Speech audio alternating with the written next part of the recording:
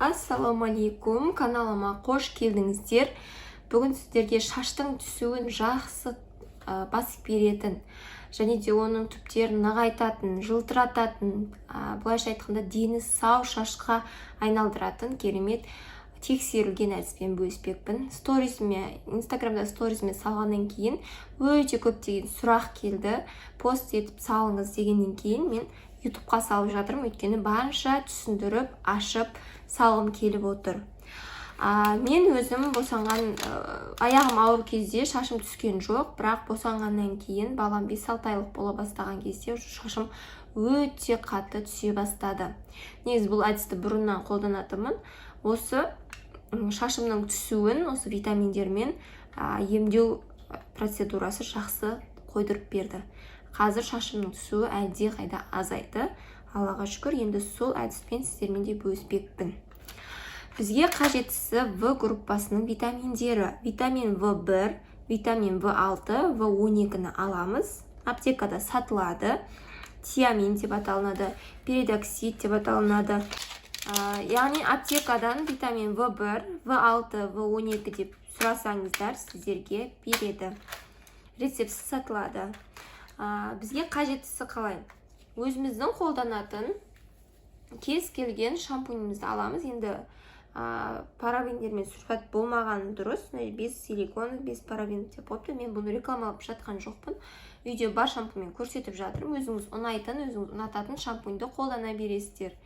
Енді біз осылардан, мысал үшін, тиамин, витамин В1-ді аламыз. Және де осылардан бір-бір алып қойып мен сіздерге.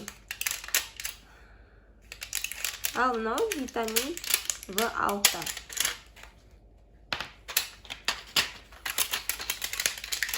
Витамин 12. Енді біз қалай қолданамыз? Әр басымызды жуған кезде өзіміздің қолданатын шампуньімізді бір бас жуған кезде қанша мөлшерде қолданасыз? Мысалы үшін осынша мөлшердегі қанша мөлшер қолданасыз, соған бірінші витамин В1-ді жай ғана алып, бөліп шампуньіңізға араластырасыз, сонымен бірден басыңызды жуасыз. Яғни ваннаға қойып қоямын осы витаминдерімді. Бірінші күні осы витамин В1-мен жудыңыз. Енді басыңызды қашан жуасыз? Кейін 2 күннен кейін ба, 1 күннен кейін ба? Одан кейін келесі жуған кезде мен витамин В6-ны қолданамын. Витамин В6-ны тура осылай өзімнің бір бас жуғанда кететін шампуньіма витамин В6-ны қосып, бірден араластырып басымды жуамын. Болды, шайып тастаймын. Келесі бас жуған кезде уже витамин В12-ны қолданамын. Тура солай витамин 12-ні қолданып болғаннан кейін келесі бас жуғанда витамин В1-ді қолданамын. Солай 6-12 бір-бірімен кезектестіріп, әр бас жуған кезде өзімнің қолданатын шампуньіма қосамын. Бірден шампуньға араластырып қоюға кеңес бермеймін, өйткені ол ауаға ұшып кетеді, былайша айтқанда әсері болмай қалады. Бірден бас жуатын кезде шампуньіңізді алақаныңызға алып, осы ампуланы бірден кесіп алып, араластырып басыңызды жуа бересіз. Соның өзі сіз қолданғаннан кейін нәтижесін көре бастайсыз. Кәдімгідей шашыңыздың түсуі тоқтай бастайды, жылтырай бастайды, дені сап-сау күйге келе бастайды.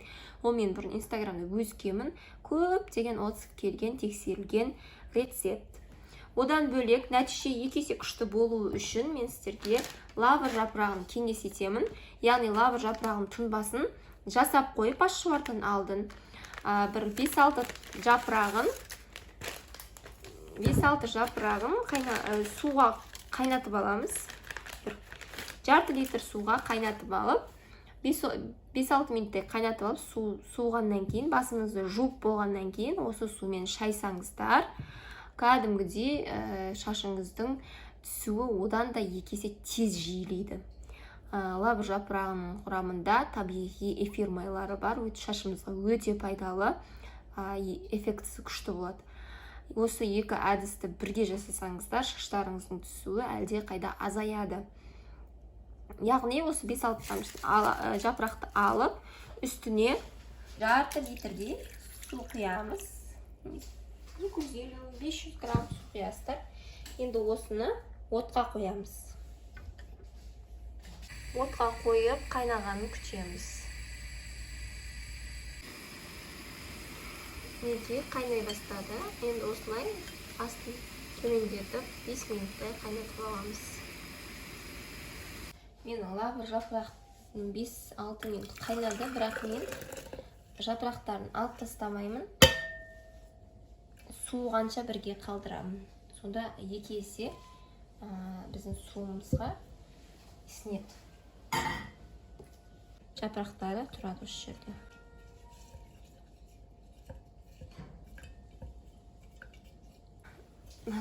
Суығаннан кейін немесе кішкене мұздай су қосып жіберемін. Асығыс болсаңыздар, алдын ала дайындап қоюға кеңес беремін лавр жапырағын. Ал егер асығыс болсаңыздар, үстіне кішкене мұздай су қоссаңыздар болады. Мен қазір солай қосайын деп отырмын, өйткені мен қазір басымды жууым керек. Енді мен қалай жасаймын? Бірінші витаминді алып, ампуласын бөлдім. Байқап бөліңіздер. Енді осыны шампунға араластырамын. Мен бірден ваннада араластырамын негізі. Қазір деп араластырып жатырмын. Осылай қолыңызға араластырып аласыздар, бірден басыңызды жуасыз. Басыңызды жуып болғаннан кейін барып, басыңыз таза жуылып болды. Ең соңғы этапта осы лавр суына басымызды шаямыз, одан кейін жумаймыз басты. Бірден шайып, шашыққа орап алып қоямыз. Сосын шашты су кезінде тарауға болмайды. Өйткені біздің шашымыз су кезінде созылғыш болып келеді. Ол кезде тарасаңыздар, кәдімгі шаштың качествосы жоғалады, және де шаштың түсуі 2 есе болады. Сол үшін шашты ұзақ шашықта да орап жүрмейміз. Кішкене шашымыздың су алынғаннан кейін шашықтан алып, біраз кеткен күтеміз. Енді қатты кеуіп кеткен емес, кішкене намдау болған кезде тарасаңыздар болады, бірақ суы кезде шашты тарауға болмайды. Солай үнемі біраз уақытқа дейін шашықпен де орап жүруге болмайды. Одан кейін шашы ұзын қыздар, шашты асты төмен жағынан бастап тарауға кеңес беремін. Ал шашы қысқа қыздар шашты жоғары жақтан тарауға болады. Өйткені шашы ұзын қыздар бірден жоғары жақтан шашты тарап бастаса, өте көп шашы түседі. Сондықтан ол жағына да мән беру керек. Одан бөлек дұрыс тамақтану, бұл да маңызды шаш түсуіне. Енді аяқ ауыр кезде түспеген шаштар емізулі кезде түсуі қалыпты. Өйткені күндік нормада 100 тал шаш түседі.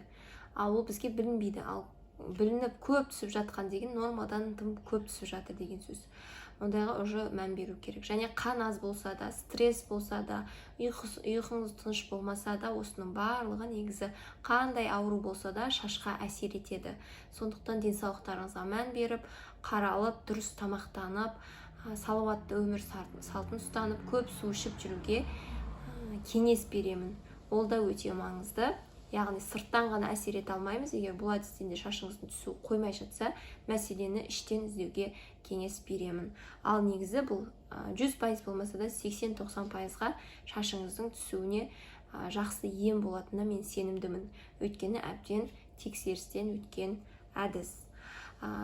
Егер видео пайдалы болса, лайк басып, комментария жазып, өз ойларыңызды білдіріп кетсеңіздер, кем-кетіктерім болса айтсаңыздар, келесі жолға ескеріп жасайтын боламын.